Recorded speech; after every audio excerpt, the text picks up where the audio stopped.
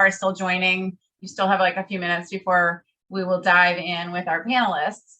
But so to begin with, just want to thank everybody so much for being here and joining this important conversation. Thank you for everybody attending. And of course, really grateful to have our amazing panelists here today. And I will introduce them all in just a minute. So in case there's anybody joining who we haven't met yet, I'm Tracy Glover. I'm the director at ARC. We are a pro-vegan group based in Lower Alabama. Yeah, and I also run a small chicken sanctuary, which is home to 35 chickens rescued from the meat industry, including several who were rescued from Kaporos, thanks to our panelists and all the amazing activists that they work with. So I'm forever indebted on a very personal level. So again, in case anybody's just joining, to let you know, we are live streaming on Facebook. We're also recording, and we will post the recording to our YouTube page and website shortly afterwards. The schedule for today is a brief introduction, and then at about 12:10, Karen Davis, PhD, will start us off with an overview of Kaporos and the work of the Alliance to End Chickens as Kaporos.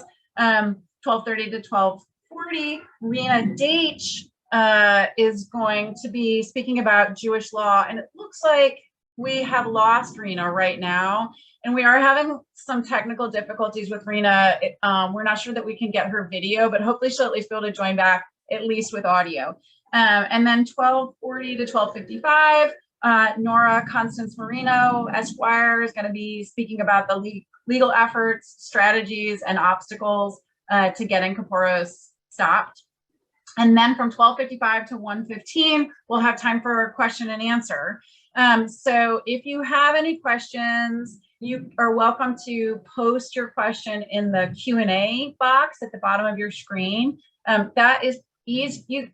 There's also a chat feature, and you can use the chat feature, but sometimes questions will get lost in the chat box. But if you post them in the Q&A, it's just easier to keep track of them. And then we will get to the questions at the end of our presentations. Just a couple quick comments that I wanted to make at the outset, just to say, for one, while the use of chickens as Kaporos is a shocking, cruel, and dangerous atrocity, it only happens because of the status that chickens have in our society overall. And this couldn't happen to dogs and cats. While opposing Kaporos, we must also oppose the exploitation of all animals in our society, in particular by animal agriculture. All of the babies who are killed during this event come from the meat industry. And if they weren't killed during Kaporos, they would be killed for food nonetheless. We kill 9 billion of these babies every year, and their whole lives from birth to death is pure suffering. So the most important thing that we can all do, in addition to working to end Kaporos, is to work to put an end to this industry. Also, I just wanted to make a quick point. So Rina Deych is going to talk all about Jewish law, but since ARC is hosting this event, I just wanted to say that as somebody of Jewish background myself, we are not in any way here to criticize the Jewish faith. The use of chickens as Kaporos is only practiced by a very small group, and this is in no way a reflection of Judaism. I've heard some people say that we shouldn't criticize the practice because it could breed anti-Semitism, but I feel that especially as people of Jewish faith, we need to speak out against this horrible practice and be very clear that this is, in fact, the absolute antithesis of the Jewish teachings on mercy and compassion and kindness to animals that the overwhelming majority of Jewish people believe in. In speaking up for the chickens, we're also really defending Judaism against mischaracterizations and misunderstandings that can lead to anti-Semitism. And most importantly, anytime we see something unjust and immoral happening in our world, every time we see cruelty being committed against other beings, we must speak out, period. So with that, I want to just again, thank all of our panelists for being here. They are 3 amazing women who are at the forefront of getting the abomination of Kaporos stopped, and each has something really valuable and unique to talk about. I'm going to introduce each panelist before they speak. beginning, so, and just again, the order of our speakers, Karen Davis, PhD from United Poultry Concerns, is going to go first, and then Rina Deych, who's with the Alliance to End Chickens at Kaporos, is going to speak second, and then Nora Constance Marino, Esquire, is going to speak, be our last panelist speaking about the legal issues around ending Kaporos. So beginning with Karen Davis, PhD, is our first speaker today. And as most of you, if not all of you know, Karen is the president and founder of United Poultry Concerns, a nonprofit organization that promotes the compassionate and respectful treatment of domestic fowl, including a sanctuary for chickens in Virginia. Inducted into the National Animal Rights Hall of Fame for outstanding contributions to animal liberation, Karen is the author of numerous books, essays, articles, and campaigns. Her books include A Home for Henny, Instead of Chicken, Instead of Turkey, A Poultryless Poultry Potpourri, Prison Chickens, Poisoned Eggs, An Inside Look at the Modern Poultry Industry, More Than a Meal, The Turkey in History, Myth, Ritual, and Reality, and The Holocaust and the Handmaid's Tale, A Case for Comparing Atrocities. Karen's latest book is For the Birds, From Exploitation to Liberation, Essays on Chickens, Turkeys, and Other Domesticated Fowl.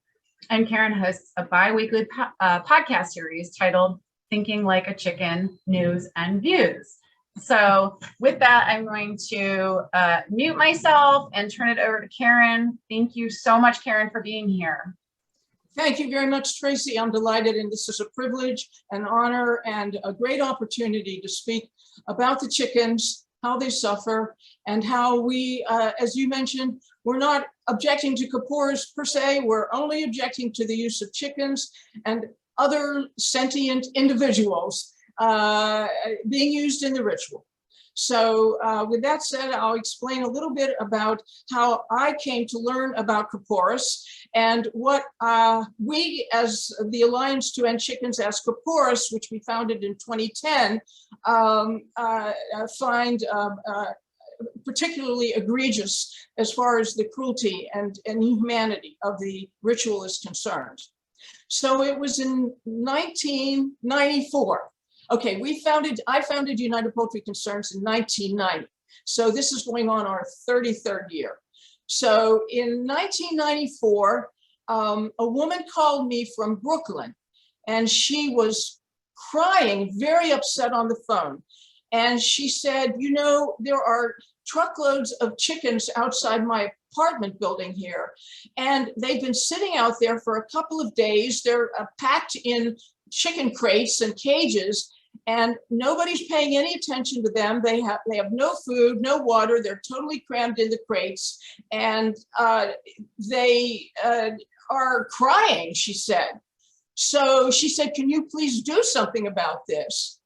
And I was like, whoa, I never heard of that. I don't know what it is. But of course, I never heard of many things before I got involved in animal rights activities in the early 1980s that I've since learned too much about almost. But I started doing research, and I learned some things about the ritual. For one thing, the word Kaporos is spelled in various ways and basically means atonement or atonements, and involves the idea of having a token of atonement, which doesn't have to be a live animal. It can be bean sprouts or almost anything that you recite a chant over. And the idea is that this token of atonement is a substitute for yourself, that you perform this ritual with the idea that I've committed certain sins over the past year, and in the following year, this ritual should symbolically enable me to start a clean slate and have peace and happiness in the year ahead. Well, as far as the use of chickens is concerned, as I learned, this particular ritual seems to have started somewhere around the 9th century. It's a kind of a mystical, miracle mystery tour, a mystery based kind of medieval practice. And specifically what it entails is You have the congregants or the practitioners overseen by the rabbi or rabbis who grab a chicken out of the crates or out of whatever the chickens are being held in. You take the chicken or chickens and you read this chant about this chicken is going to basically suffer and die for my sake so that I can go on, instead of me, so that I can go on and have a happy life in the next year. So what normally happens is that the chicken is held either by the legs or more frequently by the wings, which is terrible, and I'll get back to that. And the chicken is swung over the practitioner's head while this chant is being read. And ultimately, the chicken is then either immediately or thereafter going to be slaughtered. That is, the chicken is going to have her or his throat cut. And then the idea, which is not really true in all of the areas that we have investigated and been on site to witness ourselves, the idea has been promoted by the observers, the rabbis and so on, that, oh, well, the chickens are fed to the poor. But as a matter of fact, that isn't the case. Whatever may have been done in the Jewish villages in Eastern Europe and Russia and so forth in the 18th, 19th century, whatever, this is not how it is conducted in Israel, like in Jerusalem, for example. It's not how it's conducted on the streets of New York City or in Chicago or Miami or in Los Angeles. And I'll make a quick point here that whereas in the scenes I've seen from Chicago, and of course that I've witnessed firsthand in Brooklyn, New York, in Los Angeles, the birds are hens from the egg industry. They're what they call spent hens, hens who are no longer considered economically worth keeping alive and caring for. And so you see all these cages full of the white hens from the egg industry in the Los Angeles Kaporos ceremonies. So I'll speak about Brooklyn right now because I've been there many years, seen, heard, watched, and almost felt like shooting myself in the midst of this carnivalesque, terrible situation. As I said, the birds are swung by their wings, or as the practitioners like to say, they wave them by their wings. But the point is they're being held by their wings. Now, the wings of a chicken are not intended to support the body weight of a chicken. The chicken's legs are what support the body weight of the chicken. So when these chickens are being held with their wings pinned backward and being suspended by their wings, this is extremely painful to the chickens. It is also a way of possibly breaking their bones and fracturing their bones. And it seems like if you're standing there watching this happen, and it isn't only when the chant and the ritual of swinging the chickens per se is being conducted, but the practitioners stand around and chit-chatting with each other, holding the chickens by their wings like that for any amount of time. So the chickens are very quiet. Well, first of all, they're totally traumatized. They have not eaten or had any water for days. They come from factory farms. So these are baby chickens also, approximately 5.5, 6 weeks old, the age at which chickens are sent to slaughter for meat production. Tyson, Purdue, and all of the big Foster Farms, et cetera, the big chicken meat companies. So these are basically baby chickens who are the size of a small turkey because of how they have been bred genetically, and then how they are fed and in other ways manipulated with antibiotics and things that increase weight and size artificially. So these are baby birds, they peeping birds, although by the time they finally arrive at the Kaporos site, they're basically silent because they're in a situation that is so traumatizing to them, that is so alien to anything that a chicken would ever undergo, and they're helpless. They can't move in the crates. They're piled on top of each other. And so I just want to emphasize, again, these are transport crates. A transport crate is something in which, a container in which you move the birds from one place to another. You don't use a transport crate as a holding pen. And yet this is how these birds are being kept, often for days at a time before the ritual, which I believe started last night, is officially and formally starting to be conducted.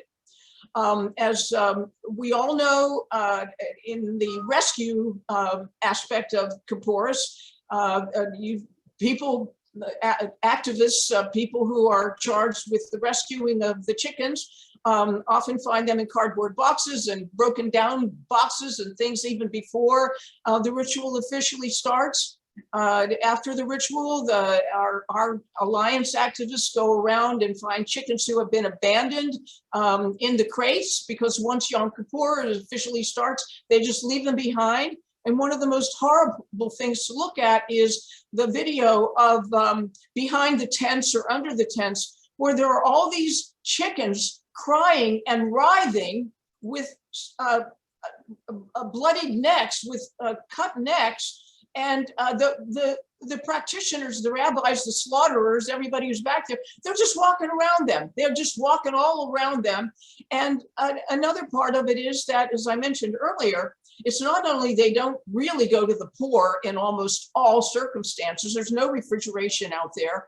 And rabbis have pointed out, that is rabbis who oppose the use of chickens for Kaporos, have pointed out that the circumstances in which these birds are being slaughtered isn't kosher. They aren't kosher circumstances anyway. So what happens to these chickens is, both dead and alive, they are stuffed into big plastic trash bags.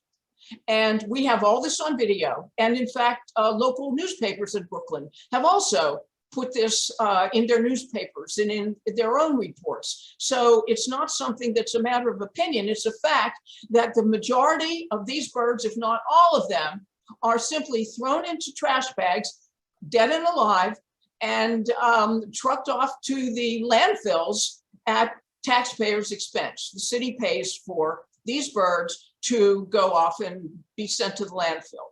So these are just some of the general characteristics of the average chicken Kaporos ritual, which goes on for several days.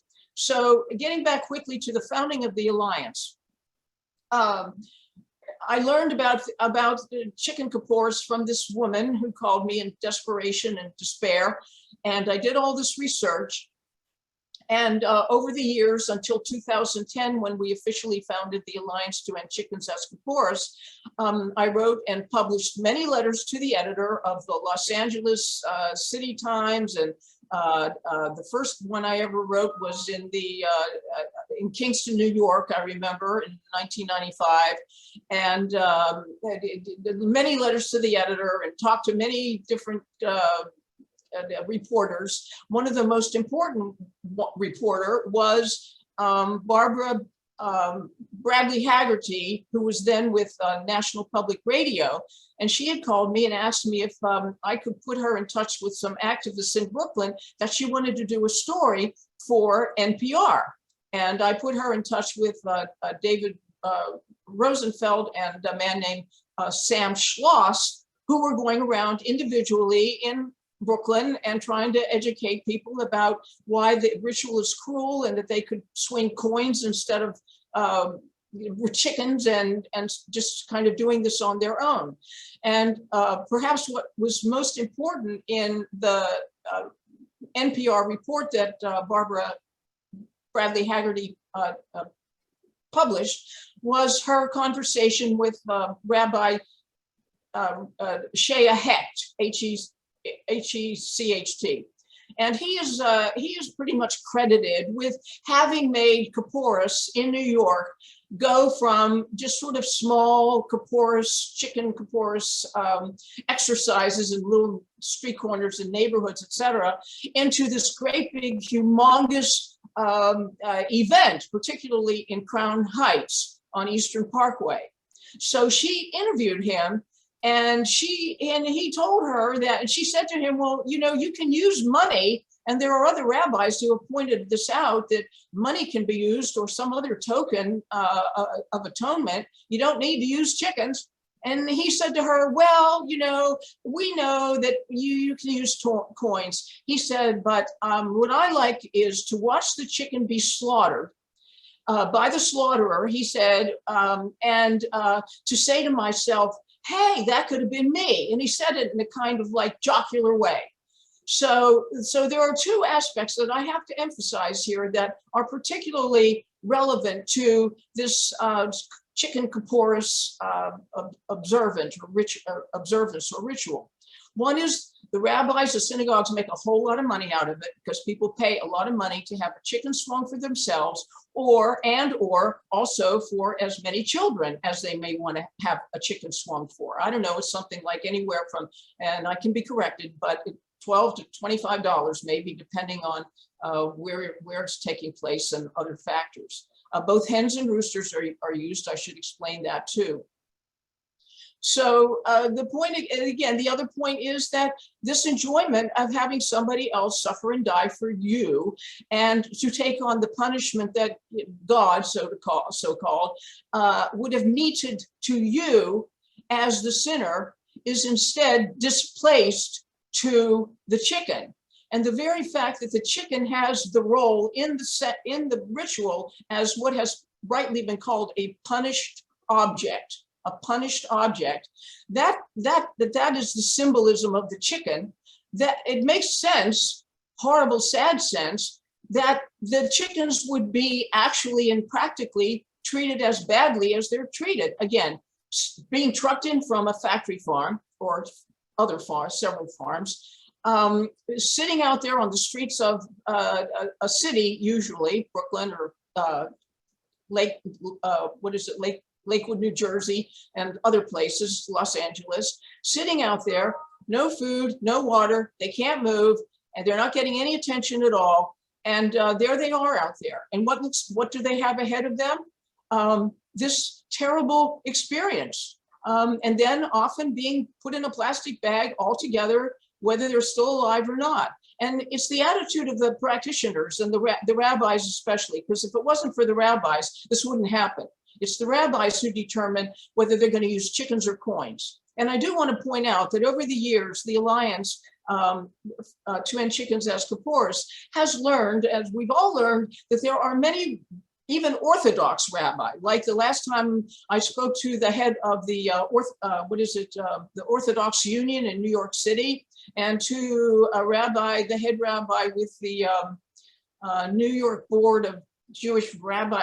I don't want to get it wrong here, but several of these organizations, and they don't practice Kaporos and they don't approve of it.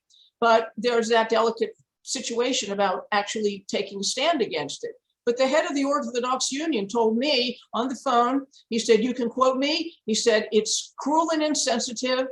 He said, it's embarrassing, and it is not in accordance with Jewish teachings, and we do not approve of it, and we do not practice it. So he said that straight out. What else do I want to say here? Very quickly, and you can tell me when my time is up. Is it? 5 minutes. Okay. Oh, a minute. Okay. So in 2007, excuse me, we published an excellent brochure, very compendious, very informative, in quoting people from Los Angeles and also New York City. And we called it A Wing and a Prayer. The name was suggested to me by a Los Angeles animal activist who's actually, she said, from a Persian Jewish background, and she's very upset about Kaporos and so on.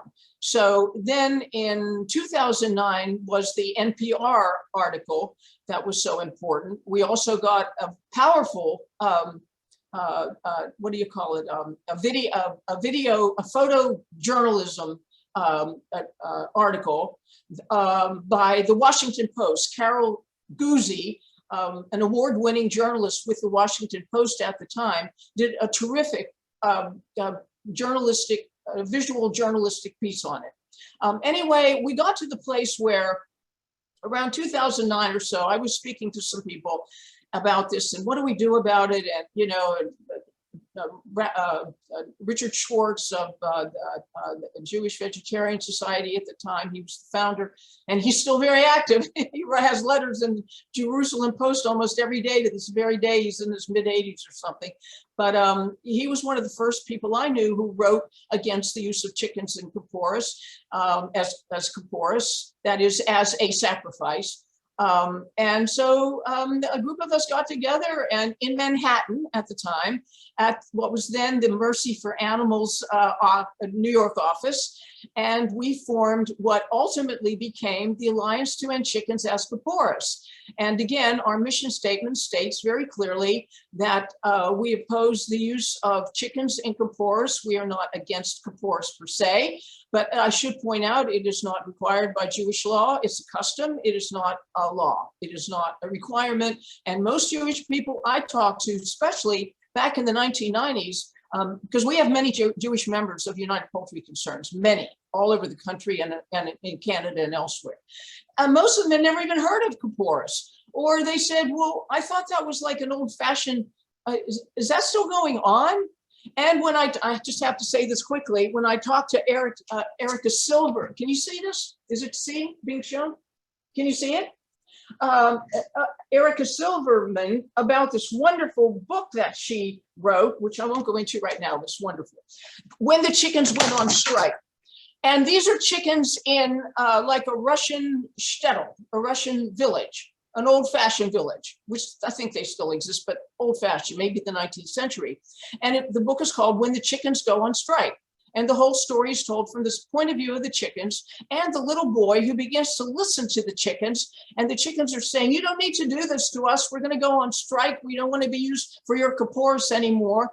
And it's this little boy who is listening to the adults saying, we have to have Kaporos. Chickens are saying, no, you don't have to have Kaporos. And finally, the little boy is starting to say, maybe I need to think this through for myself. Again, it's a wonderful book.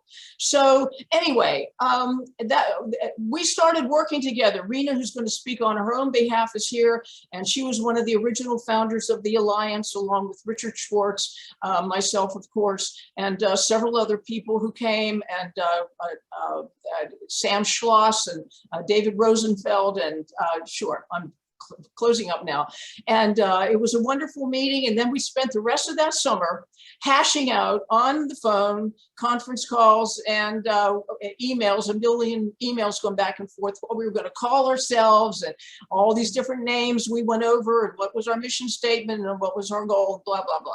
So since then, I would say the Alliance has done terrific work.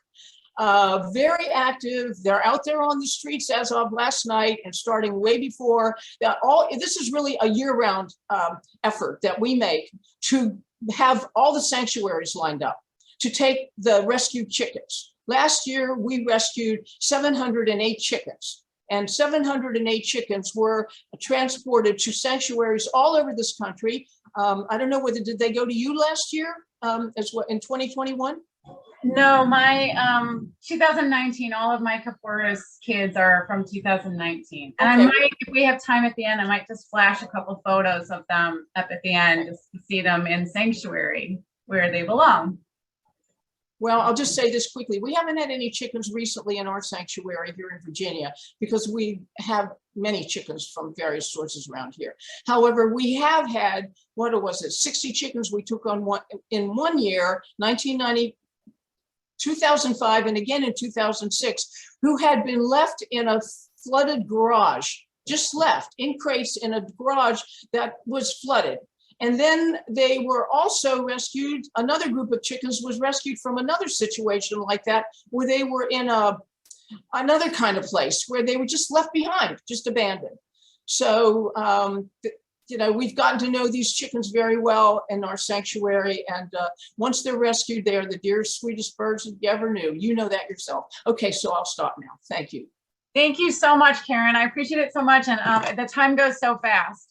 But thank you so much for, you know, at least like giving us an overview and an introduction to what this is. And then we will get to hear a bit more from you during the Q&A session.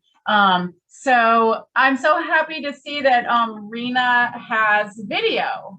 So that's great. We didn't think we were going to get video from Rina. So it's nice to see you. I'm going to go ahead and introduce Rina, and then I will hand it over to Rina to talk about Jewish law. So Rina Deych is a registered nurse, longtime vegan, and animal advocate and rescuer. She grew up in an Orthodox Jewish household. There are 18 generations of Orthodox rabbis in her family. For 28 years, she's been promoting the use of money instead of chickens in the ritual of Kaporos. In 2010, she joined with Karen Davis and several other activists to form the Alliance to End Chickens as Kaporos. In 2015, she was a plaintiff in a lawsuit filed by attorney Nora Constance Marino, who we'll hear from in a minute here, to compel the city to enforce the 15 city and state laws being broken during the practice of this ritual. Ms. Deych is determined to continue to work to end the use of chickens as Kaporos, no matter how long it takes. And we're so grateful to have you here. Thank you so much, Rina. Uh-oh, we don't hear you. Oh, yeah, I think you're muted. Still muted. There you go. There you go. You're good. Can you hear me? Okay, great. Yes, hi, it's great to be here on this awful, actually, occasion. But today we're starting our actions, actually, for, Kaporos. And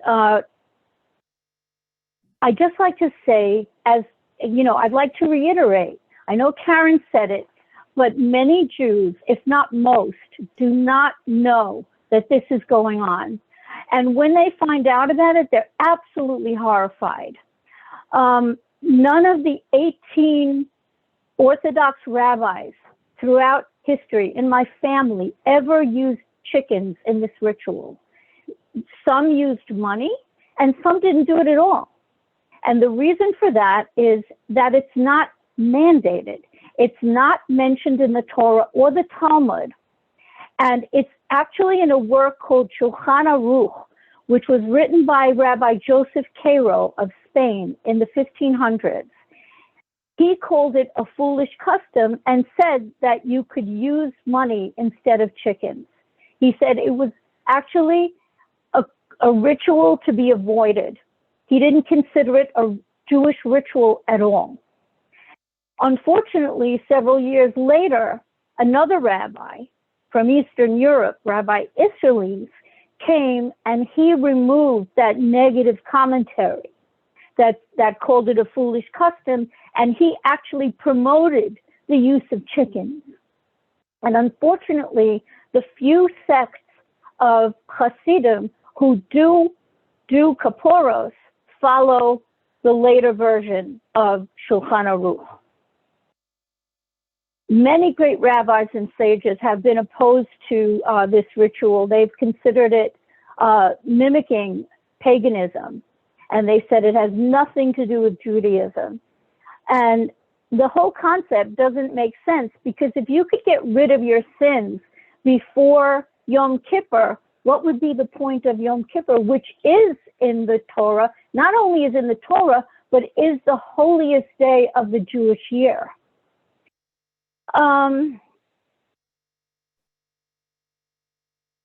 The most important problem, halachically speaking, that is from Jewish law, about this ritual is the violation of Tsar Ba'alei Chaim, or Tsar Bolachayim, the way it's pronounced in some circles. This is the mandate. It's a mandate in the Torah that tells you to be kind to animals and to prevent unnecessary suffering. There's no way that this could possibly be considered necessary.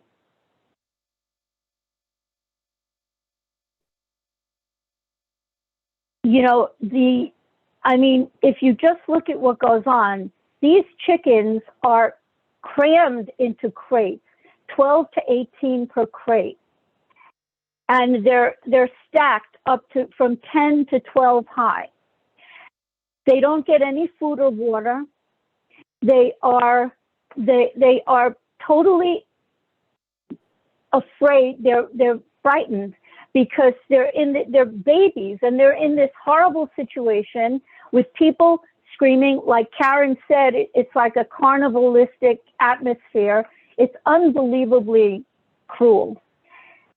Of course, all of the chickens on the crates below the very top crates have feces coming down on them and blood and pus from the open wounds that these poor chickens are suffering.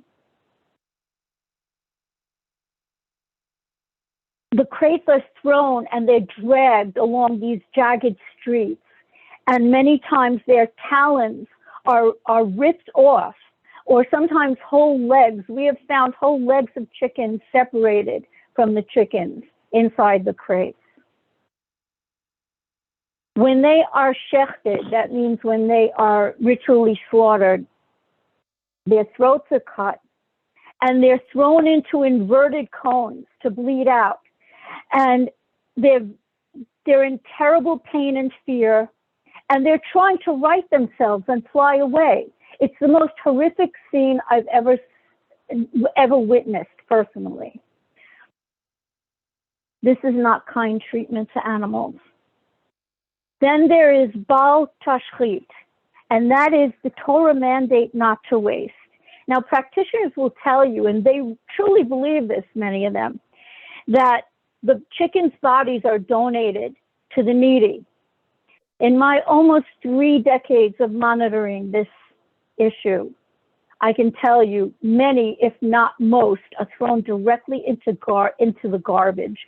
Many of them still alive and just struggling, gurgling on their own blood to try to survive. It's horrific.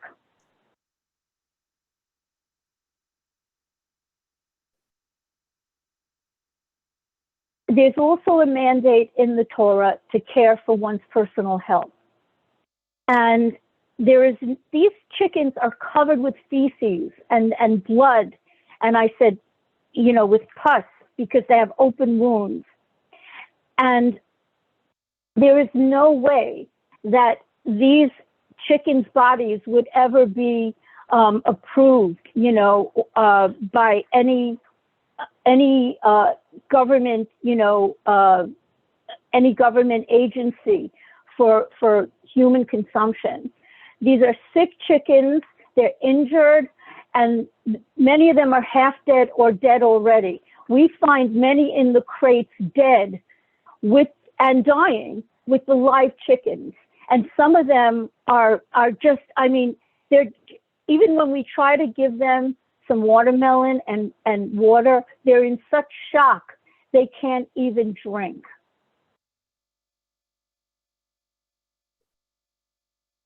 Then there is an imperative in the Talmud that says, feed your animals before you feed yourself. When I was a kid in high school, I could be starving. I could have not eaten all day. And we had a bunch of rescued cats and dogs and rabbits in my house. And even though my family was ultra-Orthodox, they were very compassionate to animals. And I could not eat a morsel of food until I fed every single one of those animals.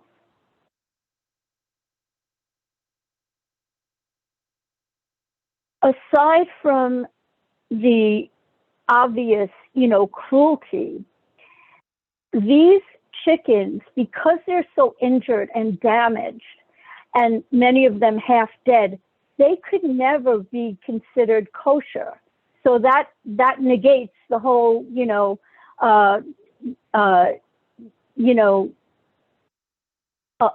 allegation that, they're actually given to some kind of charity.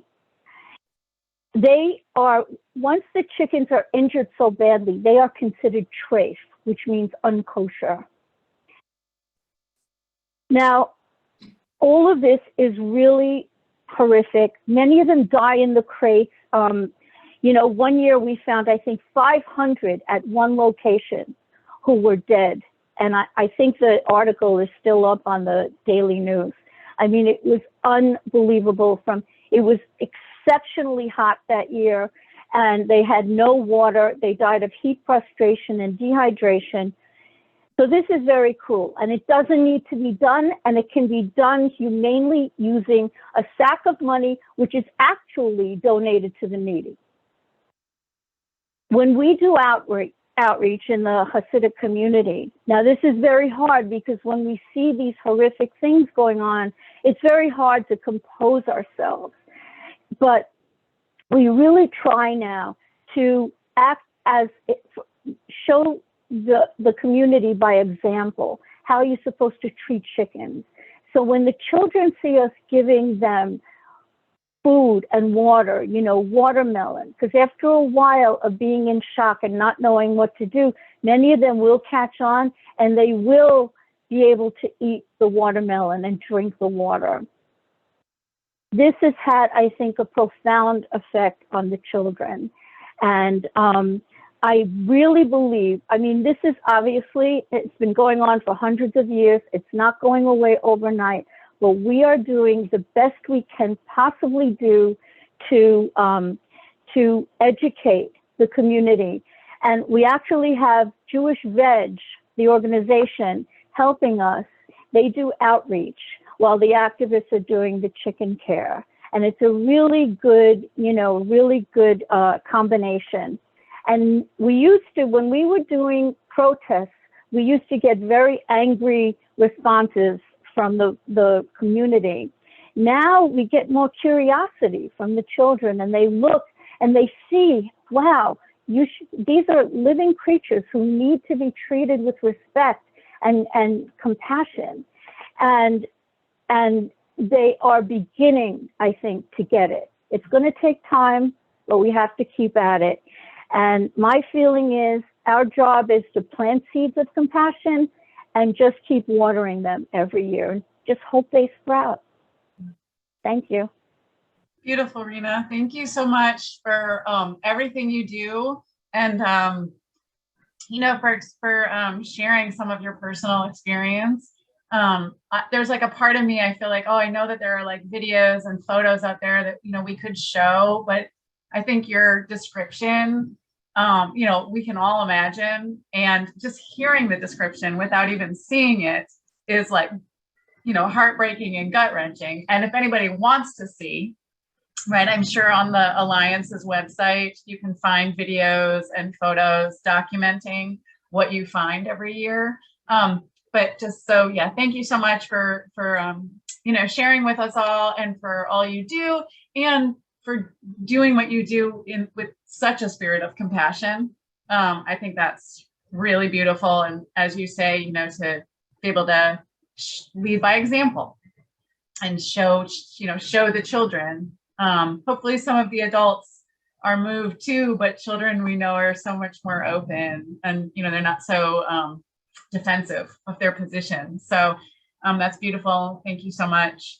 We're going to invite Nora to speak, and then again, we will have some time at the end for Q&A. So, but I want to go ahead. We're really doing pretty good on time. We're just a couple minutes behind. So Nora, just so you know, I think we had you sort of just, I think, starting like 5 minutes late. So probably we could go until like 1. And then I'll give you a little warning. So Nora Constance Marino, Esquire, has been in the private practice of law for over 2 decades, focusing on negligence, civil rights, and constitutional law. Appointed by then Mayor Bloomberg and reappointed by then Mayor de Blasio, Nora served as a commissioner on New York City's Taxi and Limousine Commission for a decade, unsalaried, and has received numerous prestigious awards, such as Queens County Courier's Top Women in Business, New York State Senate's Women of Distinction, and has been named a super lawyer by Thomson Reuters for 4 years in a row.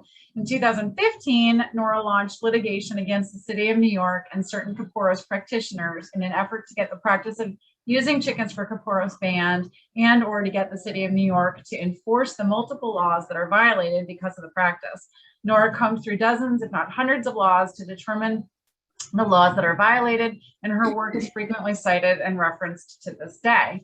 The lawsuit went all the way to New York's highest court, the Court of Appeals, and although in the end it was unsuccessful, the lawsuit garnered much needed attention to this event and got major press coverage. Nora is also the president and founder of the Animal Cruelty Exposure Fund, a not-for-profit organization that got several commercials on mainstream TV throughout the country. The ads exposed factory farm cruelty and encouraged veganism. Nora continues to advocate for both humans and animals as both an attorney and an activist. And we're so grateful that you're here to talk about your work. Thank you so much, Nora. Thank you. I just want to quickly comment on both Karen and Rina's description of Kaporos. And I also had never heard of it until I was approached as an attorney to look into any type of potential litigation. And I went down there to see what was going on because I'd never heard of it. And you know, Karen's and Rina's description is just spot on. And what is so heartbreaking about this practice and so many practices involving humans and what we do to the animals is this normalization of torture. I mean, I feel it every time I walk in a supermarket and I see a tank of lobsters, and I'm thinking these beings are suffering tremendously right now, and shoppers just walk on by and don't even notice. And it is such a problem in this society, in this world, of this normalization of cruelty, abuse, brutality, and torture. So when another thing Karen said that really just broke my heart was that these are peeping chicks, and once they're in those crates, they're silent, they're paralyzed with fear and terror and helplessness. So that all said, I didn't know about any of this until 2014, when Karen Davis had reached out to the New York City Bar Association's Animal Law Committee, seeing if there was an attorney who would be willing to look into this incident. And I wasn't even the one who first reached out to her. This woman, Jessica Estroff, who she ended up moving to North Carolina, so she kind of dropped out of this lawsuit, but she's the one who got me involved. And we really, you know, I looked into this practice and what goes on. I was horrified, like anyone would be. And we're trying to think out of the box, you know, how can we approach this from a legal perspective? And up until that point, the protests had been about the animal cruelty, which of course is the most obvious glaring thing that we all see. But I didn't feel that we could really, you know, get anywhere with that, sadly, but truthfully. So, you know, I remember we were sitting here in my office in the conference room and just kind of putting our heads together. And we were like, well, what if there's got to be some health code violations with this practice, right? Like, this is a disgusting, filthy, bloody practice. This can't be legal from the health code perspective. So there wasn't like a place to just go to find laws that are violated by Kaporos. I mean, we pored over the books for days and weeks, maybe even longer, literally flipping page by page. I don't know if it was physical pages or computer screen pages, but physically going through the health codes one by one, but New York State laws, sanitation codes, and we would read them and think, hey, that one applies, that's violated. And that's how we compiled this list of the 15 laws that are violated. I think if I gave it a second look at this point, I could probably find more, frankly. But that's what we came up with back in 2014. And these laws are frequently cited today, even. So despite the fact that the lawsuit, which went all the way to the highest court in the state, the New York State Court of Appeals, despite that fact, the laws are still, like, the work lives on. So sometimes being a lawyer, and no one was as devastated as I was when we lost in the Court of Appeals. I mean, I was paralyzed with just frustration and disappointment. It was, you know, the case of my lifetime, really. And to get that type of ruling from the Court of Appeals, which I think they were dead wrong. And I still think they were dead wrong. The law was completely on my side and my papers were excellent. I'm not trying to toot my own horn, but they were. And I worked really hard on them. And I had the law and the facts on my side. And I still think that decision was not so much based on the law and the facts. So we'll leave it at that. But the work at least lives on. And I see the 15 laws cited frequently in posts and on social media, posters, flyers, conversations. So the work lives on. And the press coverage that we got was also a huge thing. So as a lawyer, despite your frustration and maybe not winning, you win in other ways. And, you know, lots of us lawyers don't win on the first shot. And it may be some other lawyer that picks up the work down the road. It may be me, it may be someone else. But changing laws is chipping away bit by bit. I mean, if you look at, you know, the legalization of gay marriage on the federal level, I mean, that was chipping away. People lost along the way, but every time you file a lawsuit, it just chips away and it just keeps chipping until you get a win. And it can take years, sometimes decades. I mean, I'm certainly hoping that that's not the case here, but I'm proud of the work that I did. I'm very proud of it. I worked very hard on it, and it did nail down these laws that are cited frequently by lawyers and non-lawyers alike today, activists, and just regular citizens, and also the press coverage that it got. I mean, the day I filed in 2015, my phone was blowing up. I mean, every reporter in the city was calling me. Channel 7 News came to Mars. I remember calling Rina. I'm like, you got to get in a car and get to my office right away. Channel 7 News is coming. And Rina came, and another one of my plaintiffs came. And I mean, this case made the New York State Law Journal twice, not once, but twice. Front page, front center page. That's a big deal as a lawyer to have your case hit the front and center page of the New York Law Journal. So it got a lot of things accomplished. It didn't get the goal accomplished, but it got certain other lower level things accomplished that are working towards that goal. So I just say this for any lawyers listening, or any potential plaintiffs, or no matter what field you're in, if you activists or what field you're in, you know, you just have to keep going. You get knocked down, you got to pick yourself up, dust yourself off, and keep at it. And all these wonderful activists that go out year after year. I mean, I actually haven't been on the scene of Kaporos in a couple of years. It is absolutely traumatic. And it's, I commend these activists. I commend Rina. There's so many of them who are boots on the grounds during this event. I mean, it takes a lot. It's no different than the undercover investigators for certain animal rights organizations who go into factory farms. It really isn't. It's the same type of intestinal fortitude that you need to stomach this, to endure it, to focus. I mean, your ability to focus on the goal here and not be so swept away by the thickness of cruelty and torture and suffering that you are engulfed in. I mean, just really takes a lot. So I really commend the activists, and this is going on right now, and my heart goes out to every one of them. So I did want to say a couple things about the lawsuit itself. So as I said, we decided to approach this from a health code perspective as opposed to the animal cruelty. Now, the animal cruelty statutes were part of the lawsuit, but the health codes were more what we were focusing on because we thought we had a better shot with that, frankly. People didn't seem to care about animals, but they seemed to care about people. So we approached it with that in mind. And we were preparing the papers, and then I was like, we need an expert. You know, as a lawyer, in a lot of cases, you need an expert. So what kind of expert are we going to get? Who are we going to get? That was also a tremendous amount of work. We found this fantastic toxicologist who really got like involved in the case and was wonderful, gave us like huge breaks on his normally very, very expensive fee.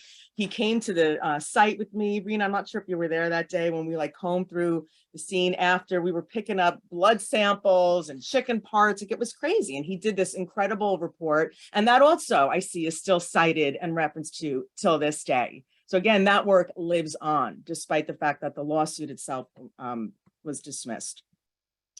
I wanted to also just talk about religious freedom, because this is a big misunderstanding by even prestigious newspapers, by journalists, by politicians, and even by judges. People do not understand the freedom of religion argument in this case and why it fails.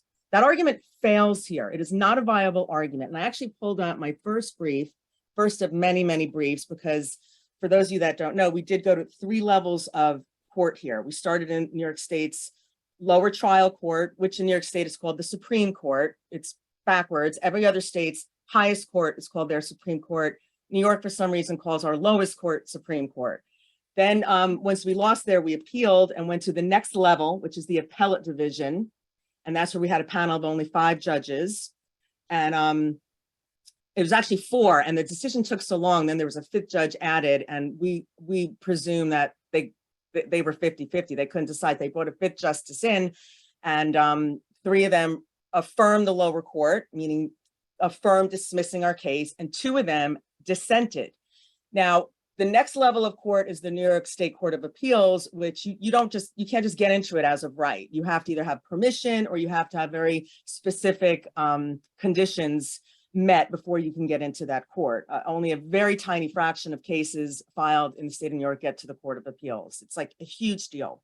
So in our case, we had 2 dissenting justices in affirming the lower court. And when you have 2 dissenters, not 1, you have to have 2, then you can get into the Court of Appeals. And I will never forget the day that I realized that we had 2 dissents, because the first thing you do as a lawyer when you get a decision, you go right to the end. Did I win? Did I lose? And I was just like beside myself, and because I saw that they affirmed the lower court. And then a colleague of mine pointed out, he's like, Nora, you got 2 dissents. You're going to the Court of Appeals. And I was like, what? Like, it was right here in this office. And it was just unbelievable to be going to the Court of Appeals. But getting those 2 dissents was so powerful. And again, even though we lost the battle at the end, we got 2 dissents. Like, that's huge. It's just a big deal. And they wrote a fantastic separate dissenting opinion, which has been cited, I believe, in other cases for animals. So again, all these little wins matter. But really quick, because I know I'm running out of time, it really does fly by with these talks. I want to just talk about the quote, religious freedom argument, because that is brought up so much in so many instances. Well, it's religious freedom. There's nothing you can do. That's absolutely not true. Religious freedom is the freedom to believe. It is not the freedom to act. And this has been reaffirmed by the United States Supreme Court multiple times. And think about it. If religious freedom was the freedom to act, you could do anything and claim it's your religious freedom. And I think I even used examples in my papers. Sharia men could stone women to death in the street. It's my religious freedom. I'm allowed to do it. No, you're not. And I actually brought up my first brief here. The free exercise clause of the First Amendment, which is applied to the states through the 14th Amendment, provides that, quote, Congress shall make no law respecting an establishment of religion or prohibiting the free exercise thereof. That's Cantwell versus Connecticut. And then I wrote, but this freedom of religion is not absolute. The freedom to act, unlike the freedom to believe, is not absolute. So while the government may not prohibit or regulate one's religious beliefs, the government may prohibit or regulate certain religious conduct if it is in violation of the law. An example is Reynolds versus United States, 1878, where Mormons wanted to have multiple wives. Hey, it's our religion. And that really is their religion. That's like documented for centuries. That's their religion. Supreme Court said, well, it's illegal. Polygamy is illegal. So your religious freedom does not supersede the law. Another case, and we cited all these cases in my papers, was Employment Division versus Smith. It was 1990, involved 2 employees who were fired from their jobs for, I think they tested positive in a drug test. And when they applied for workers' comp, they were denied. They were denied because the workers' comp board said, well, you were fired because you had drugs in your system, which is illegal. So that qualifies as misconduct. You're not entitled to workers' comp benefits. They appealed that decision, filed a lawsuit. That went all the way up to the United States Supreme Court. United States Supreme Court said, no, you're not entitled to the benefits because ingesting those drugs was illegal. Even though I think they were Native Americans and it was peyote, part of our religion. United States Supreme Court said, no, you can't do whatever you want under the guise of freedom of religion. And the most important case, because I briefed the hell out of this case in multiple briefs and on multiple court levels, and it's cited a lot, is the Church of Lukumi Babalu I Inc. versus City of Hialeah. This decision came out from the United States Supreme Court in 1993. And when I was doing my research, I found an old New York Times article which had the headline that read something like, United States Supreme Court deems animal sacrifice protected by freedom of religion. That was absolutely misinformation, absolutely false. That is not what this decision said at all. And if I could have gotten that reporter on the phone 20 years later, or however many years later, I would have, because that was terrible reporting. That is not what this decision said. What happened in that case, and I know it probably only about 2 minutes, but what happened in that case was a church was in the city of Hialeah, And it was a sanctuary religious church. And it became known that they were sacrificing live animals inside the church. So the community was up in arms. They didn't want this going on in their community. So they held this emergency meeting of the equivalent of their city council. I don't remember if they called it city council or not, but the equivalent of that. And the city council immediately drafted these ordinances that you cannot slaughter animals within the confines of a church. Basically, it only applied to that church. You could slaughter a pig or a cow or a chicken right outside the church. Restaurants down the street could do it. Farms could do it. There were health code violations as well about blood. It only applied to this church. And this went out all the way up to the United States Supreme Court, which said that these ordinances were targeted. They were targeted against this particular religious practice. And that's what made it unconstitutional. The act itself could have been anything. And I cited this in my papers. The argument I made was it could have been dancing naked in the church. If the law said you can't dance naked in the church, but you can dance naked right outside the church, it would have been the same result. It was the fact that it was a targeted ordinance. And the lawsuit that they initiated was against the constitutionality of the ordinances. So I had argued that in our case, in order for Lukumi to even be applicable, it would have had to be the practitioners challenging the health codes. That's not what happened. No one challenged the health codes. No one was saying that the health codes targeted their religious practices. No one challenged it. So the case was so inapplicable. It had nothing to do with what was going on here. The New York City health codes and state health codes and all the statutes that I cited apply to everyone in the city, everyone in the state. There was no discrimination. There was no targeting. So Lukumi did not apply. So whenever someone makes that argument, if any of you out there ever hear that argument, let them know that they are misinformed and that freedom of religion does not equate to freedom to act, to do whatever you want. You still must act within the confines of the law. And obviously Kaporos does not do that. And just to end, because I know I'm out of time, I haven't given up this fight. I am exploring other alternative legal theories and strategies. It's a tough hill to climb, but between what I'm doing, what Karen's doing, what Rina's doing, what the activists are doing, what people posting on social media, videos, photos, exposure, journalists, news articles, we just have to keep going. And I am really hopeful that we are going to shut this down. And this hopefully will be one of many dominoes that can affect other practices of animal cruelty. Someday, maybe we won't see chickens in factory farms. Someday, maybe we won't see those lobsters in a tank. We all have to create awareness that torture, cruelty, and brutality is not normal and should not be accepted. And I'm going to keep fighting. And I thank God to everyone watching and everyone on this panel, Tracy, who also continue the fight. So thank you very much. Thank you so much, Nora. Yeah, I don't know, just for everything, obviously for all of the incredible work that you've put into this, and for such a rousing presentation, and just centering it all in that normalization of torture, which is what it is. And it just seems unbelievable that the court ruled against the end of this. So we do have a little time for Q&A.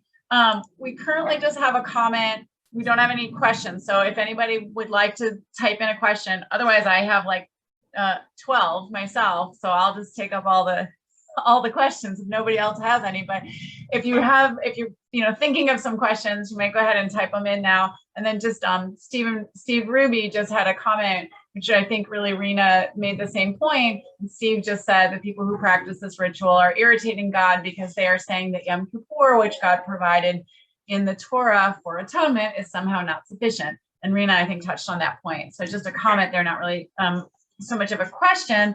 But I guess, one question I have, I don't know who to, this is sort of directed to all of you, because, you're working to try to end this on a lot of different levels, trying to work with the community, work with the rabbis, approaching it from a legal perspective. I guess, you know, where do you think this will ultimately, you're like, do you have thoughts on sort of what the most effective method is? Do you think that, you know, that the rabbis will decide to stop this, or do you think it will have to be, that they will have to be stopped by the legal process? Do you have thoughts? Any of you have thoughts on that? I think Rina should answer that question. I think we have to Rina knows the rabbis better than any of us, so. I think we have to tackle it on multiple fronts. I don't think it's going to be any one thing that's going to do it. I think what we're doing, and every year we reevaluate our process and see what the result is and try to improve it. And so, yes, we try to influence the rabbis. We also try to influence the practitioners and the public, because even though we so-called lost in court, we haven't lost in the court of public opinion, which is really important. And so we just keep trying different things. And, you know, as many as we have to do, whatever we have to do to get people to evolve past this, you know, archaic and horrific ritual, that's what we're going to do. Well, And I guess just I'm sorry. No, please go ahead, Karen.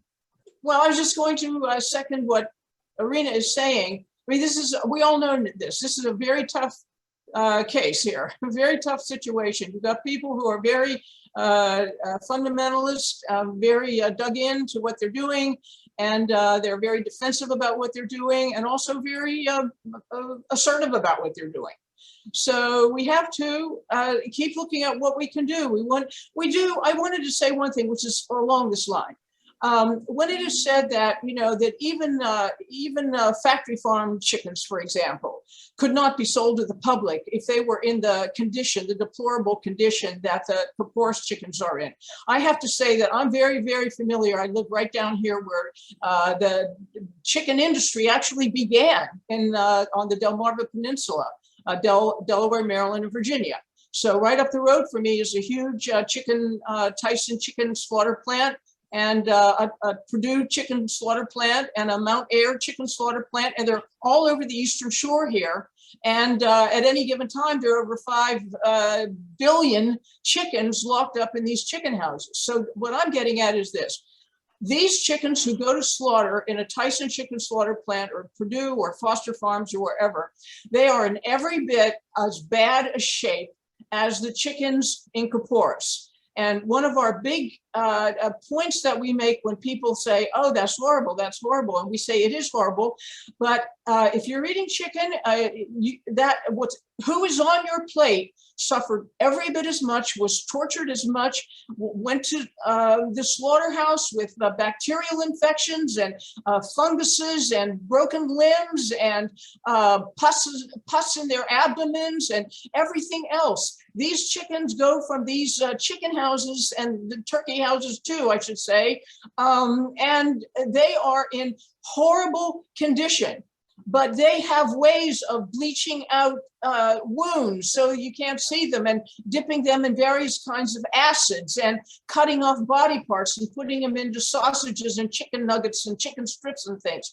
And they have all kinds of ways of salvaging every single bit of a totally sick, injured chicken that they can squeeze money from. So I just want to emphasize that we never ever want to say that, oh, even the factory farm chickens aren't treated as bad as these chickens are.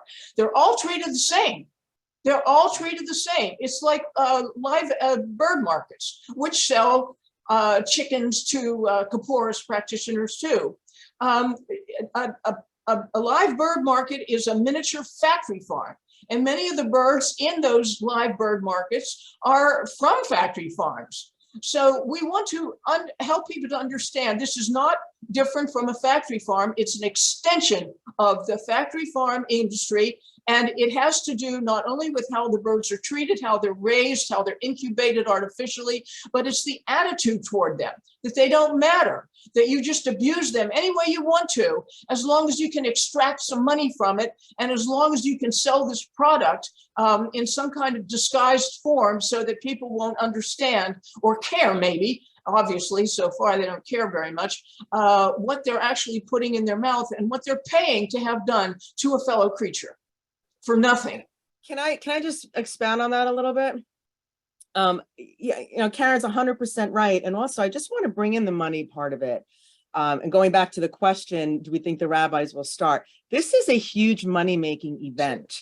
And in my papers, I addressed that. And I was actually accused by one of the city attorneys. I wasn't outwardly called an anti-Semite, but I was accused of raising anti-Semite types of, arguments or, characterizations or something. But I was like, no, I'm stating a fact. And we had evidence. We had photographs of signs posted in the neighborhood, chickens for sale for Kaporos, and how much money they cost.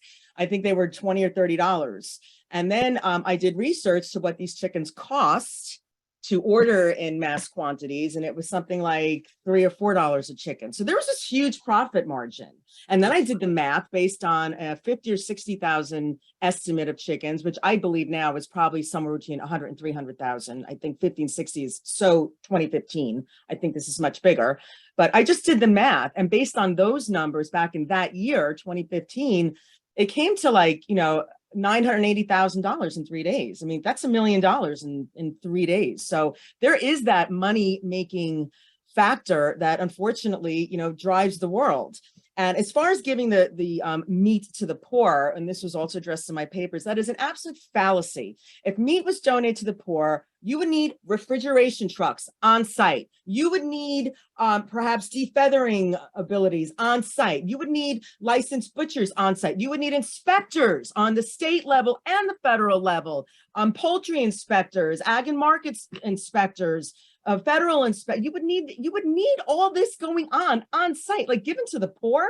How, when, where, what charity? None of these things were ever answered, none of this information was ever offered. This is a complete, made up thing. I mean, it's just a complete misrepresentation. And if I'm wrong, anyone out there who knows otherwise, please provide me with the evidence. I'm an attorney. I look at evidence. I never saw any evidence that this meat was given to the poor. Number one, with no refrigeration. You would need refrigeration devices, trucks, facilities on site in order to give this meat to the poor. And then how is it going? What's the chain of custody here? Where's it going? Who's distributing it? Where can I get this meat? Suppose I'm poor. I'd like some chicken meat. Where do I go to get it? I never saw any advertisements for that. So that's just completely unsupported by any evidence at all. And the evidence actually leads to the opposite, because there's no inspections, there's no refrigeration, there's nothing you would need in place to make that happen. Yeah, really. I just want to say something also about the money issue. There was one year when we saw this huge truck come and pick up a bunch, like a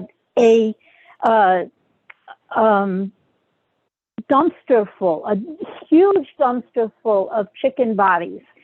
And they were going into this truck, and we did some research and we found out, we looked up the company, and it was a biodiesel fuel company. So this guy who ran the Kaporos was making money on these poor chickens twice. Once selling them for Kaporos and then selling their bodies for biodiesel. It was absolutely infuriating. Well, and I think that this gets to the sort of main point that I think everybody is making, which is that we, as a society, we just exploit and commodify these beings across the board. And Kaporos is like, again, it's basically, it's the going behind the slaughterhouse windows, right? Like, we don't see what happens on the factory farms or in the slaughterhouses. In Kaporos, it's out there in the street, and you see the cruelty and you see the suffering and the blood and all of it. And it's, it's just gut wrenching. It's like mind blowing. Like, most people, I 100% agree. every person I've ever talked to of the Jewish faith has never heard of this before. And when anybody of, any religious, spiritual, or, non persuasion hears about it, they're horrified by it. And I always make that same point that, like, if you're horrified by this, as you should be, then you also should be horrified by what we do to chickens across the board in our society. And we all need to direct that to, protecting them everywhere, and eliminating chicken farming would eliminate the overwhelming majority of suffering of chickens and animals in the world. So I'm so sorry. There's one question that I think will be a very short answer, because unfortunately there's not much to say about it. But the one question that's remaining is just, is it true that there are no animal cruelty laws for chickens? So Nora, if you want to. Yeah, I saw that question. It is and it isn't. The animal cruelty statute in New York State applies to all animals. It does not exclude chickens. So that is absolutely not true. However, in factory farms, I do believe that there are some, Karen shaking her head. I'm saying there are some exemptions where they don't have to provide any acceptable, what we would think is acceptable treatment, that they can basically do whatever they want in a factory farm. They can torture, maim, kill, boil alive, do whatever they want. There's exemptions regarding factory farms, so they don't have to follow any animal cruelty statutes. Is that accurate, Karen? There are no federal laws protecting chickens in particular, none. Well, there's no federal laws protecting. Birds are not even covered by the so-called Humane Methods of Slaughter Act. Chickens and all birds are excluded from the Humane Methods of Slaughter Act of 1957-58. I have tons and tons of information on that. We launched and led an effort in the House of Representatives in the 1990s to try to get birds included under the Humane Methods of Slaughter Act. And of course, not only the chicken and the turkey and all those, but the feed mill industry, everybody came out against including chickens under the Humane Methods of Slaughter Act. And very quickly, what happened in the 1950s was there was something like 7 or 8 bills introduced into the House of the federal Congress, the House of Representatives, that would have included all farmed animals. Basically the mammals, the pigs, the cows, and all the birds. But there were all these bills introduced, and over those, all the discussions and meetings and whatnot, the subcommittee meetings and whatnot, finally, I believe it was the Humane Society of the United States and the Animal Welfare Institute, and there might have been 1 or 2 others, that finally decided that in order to get some kind of Humane Methods of Slaughter Act enacted, we're going to sacrifice the birds and at least cover the mammals. And so that was very unfortunate to do that, because to this day, none of the birds, even though birds are 9 out of 10, chickens particularly, of all of the animals slaughtered in the United States. So they have no coverage, and there are no federal laws protecting animals in farming. They're not covered by the Animal Welfare Act. They're not covered by anything. Farming can do whatever it wants to these animals. And I just want to throw in that, thank you, Karen, that despite one more quick thing.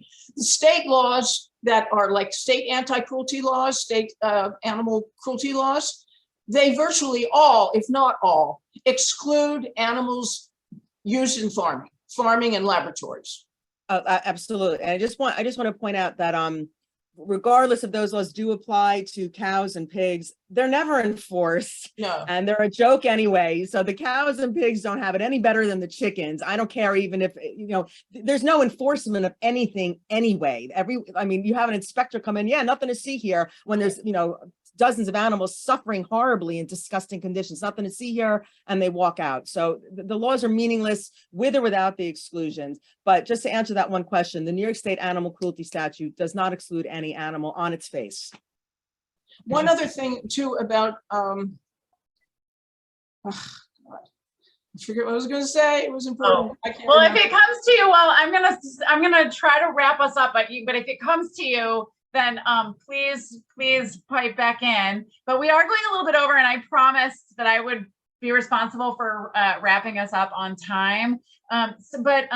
So if people want, though, to get more involved in any way that they can, am I right that like directing people to the Alliance to End Chickens as Kaporos would be kind of like the best way? Like go to the website and see what's happening. If you're in the area, maybe you can volunteer. If you can open up your home to a survivor, I know that the Alliance, like all those survivors need to go to good homes, and there aren't very, I mean, they're always short on homes, if I'm right. I mean, I took 10 in 2019 because there were rescued birds that didn't have a place to go. So if you can open up your home to even one, you can give them the life that they deserve. So if there's like any other way that anybody wants to share, or any other contact, also of course United Poultry Concerns. If you're not already a member of United Poultry Concerns or following them on Facebook, you definitely want to do that. They have been, Karen and her organization have been advocating for chickens and other bird species for decades, long before the rest of the animal protection movement really advocated for them in a sort of equal measure, I would say. So just a huge thank you to all of you for being here today, to our amazing panelists, for your amazing presentations. I feel like we all learned so much, and putting it in the larger context, of what the societal problem is, and this is just really one very gruesome manifestation of it.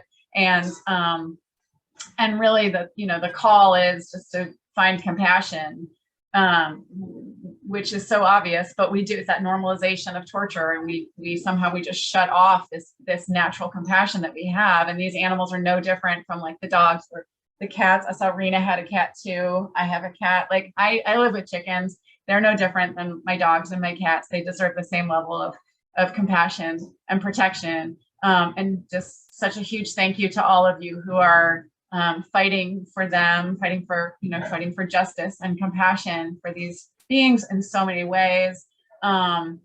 Is there anything else that anybody wants to say real quick before we? I do. But I just say real quick, if anyone wants to talk to me about legal research or about any issues, any lawyers who want to reach out to me, you can email me at nora@marinojustice.com. That's NORA@MARINOJUSTICE.com. So please feel free. Okay, what I wanted quickly to say about the Humane Methods of Slaughter Act is, we, as Nora said so rightly and sadly, but truly, it doesn't matter whether there are inspectors or no inspectors, and the inspectors are always giving more leeway to the industries to do what they want.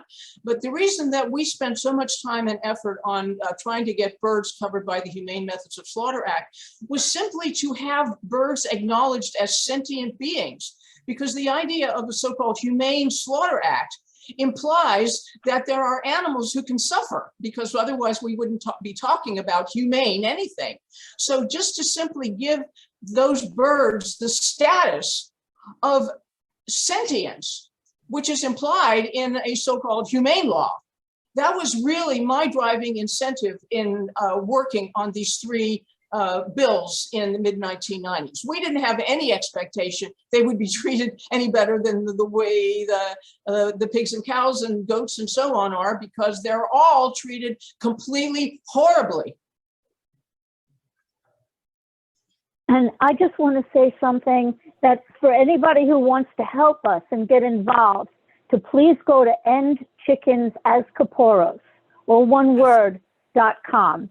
And you'll see a link to where you'll be able to access our itinerary for this year. And we're going to be out there basically every day until the end of it. So, and you can also check, we have a Facebook page and a Facebook group, and we have one Facebook page that is Kaporos Action, Week of Action in New York City. If you go to that Facebook page or put in those words, you'll find it in a second. And that has our itinerary as well. So please join us and let's do something about this. And can I just make one correction? I'm sorry, but just regarding the animal cruelty statute in New York State, it does have an exemption for animals used in experiments, which is ghastly. And also, I mean, there's several statutes. There's also an exemption regarding fishing, but there actually is no exemption for animals being raised for food in the New York State animal cruelty statute. However, there's no enforcement. We can barely get enforcement for dogs and cats. So we're not getting enforcement for chickens, and that was part of our lawsuit. So again, it's awareness. It's just, you know, getting up, chip, chip, chip, chip, chip away. We've just got to keep at it. And we've got to demand this enforcement, starting with our dogs and cats and raccoons and squirrels and chickens. But there's problems with enforcement. Same on the federal level, as Karen was saying. Maybe that'll be our next webinar. Mm.